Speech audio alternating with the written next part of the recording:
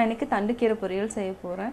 இந்த கீரையில் வந்து விட்டமின் ஏ, சி, அது இல்லாமல் மருத்துவ குணங்கள் நிறையா இருக்குது. இரும்பு, கால்சியம் சத்தும் நிறையா இருக்குது. ஸோ இந்த கீரையை வந்து நம்ம அடிக்கடி உணவில் சேர்த்துக்கணும். அது இல்லாமல் இந்த கீரை வந்து செய்கிறது எப்படின்னா, ஃபஸ்ட்டு கீரை நல்லா அலசிட்டு சால்ட்டு போட்டு ஒரு 5 மினிட்ஸ் நல்லா ஊற வச்சுருங்க. அதுக்கப்புறம் சின்னதாக கட் பண்ணி செய்ய போகிறோம். இப்போ நான் எப்படி செய்கிறதுன்னு சொல்கிறேன், வாங்க பார்க்கலாம்.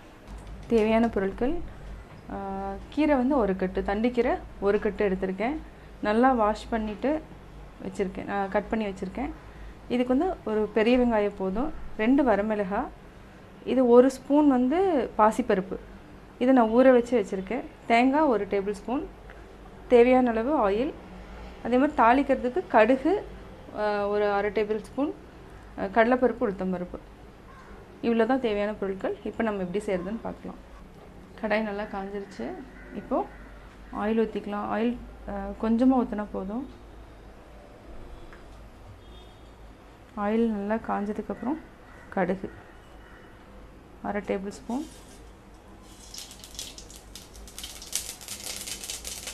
கடலைப்பருப்பு, உளுத்தம்பருப்பு 1 டேபிள் ஸ்பூன் போட்டுக்கலாம். கடலைப்பருப்பு நல்லா ப்ரௌன் ஆகிடுச்சு. இப்போ வந்து வெங்காயம், வரமிளகாய்,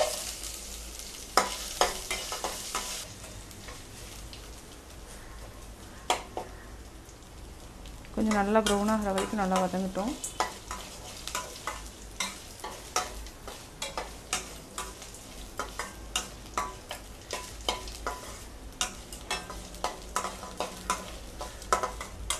இப்போது நம்ம கீரையை வந்து போட்டுக்கலாம்.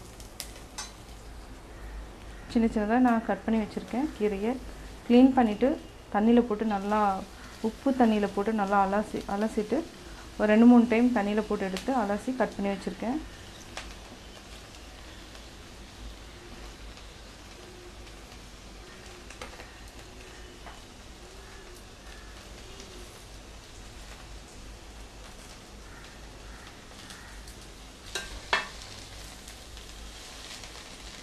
தண்ணி உடனே ஊற்ற வேண்டாம், கொஞ்சம் ஒரு 5 மினிட்ஸ் தேவைன்னா நம்ம ஊற்றிக்கலாம். ஏன்னா கீரையிலே தண்ணி வந்து விடும். நல்லா மிக்ஸ் பண்ணி விடுங்க.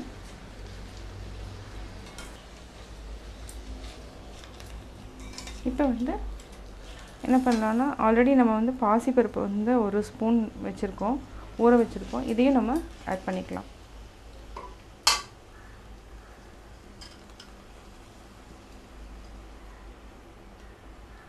இதையும் போட்டு நல்லா மிக்ஸ் பண்ணி விடுங்க. சிம்மில் தான் வச்சுருக்கேன், கொஞ்சம் வேகட்டும்.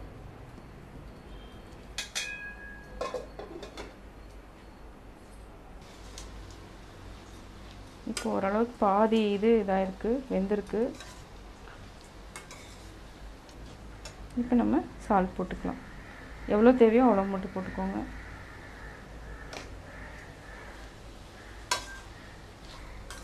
அதே மாதிரி தேங்காயையும் போட்டு நம்ம வதக்கிடலாம். ஏன்னா தேங்காய் வந்து இப்போவே போட்டு வதக்கிட்டால் தான் கெடாமல் இருக்கும். கொஞ்சம் லேட்டாக சாப்பிட்ற மாதிரி இருந்துச்சுன்னா தேங்காய் வந்து வதக்கிடணும்.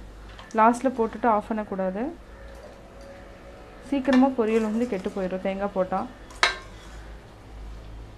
அதுவும் இந்த சம்மர் டைம்லலாம் உடனே செஞ்சு சாப்பிட்ற மாதிரி இருந்ததுன்னா நம்ம தேங்காய் போட்டுக்கலாம், இல்லைனா போடாமல் விட்டுடலாம். தேங்காய் போட்டேன். இப்போ போட்டு நல்லா மிக்ஸ் பண்ணி விட்டுக்கோங்க.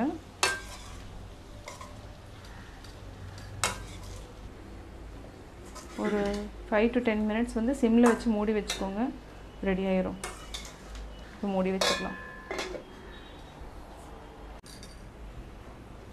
5 மினிட்ஸ் ஆயிடுச்சு. இப்போது ரெடி ஆயிடுச்சு. தண்டு கீரை பொரியல் ரெடி ஆயிடுச்சு. இப்போ ஆஃப் பண்ணிடலாம்.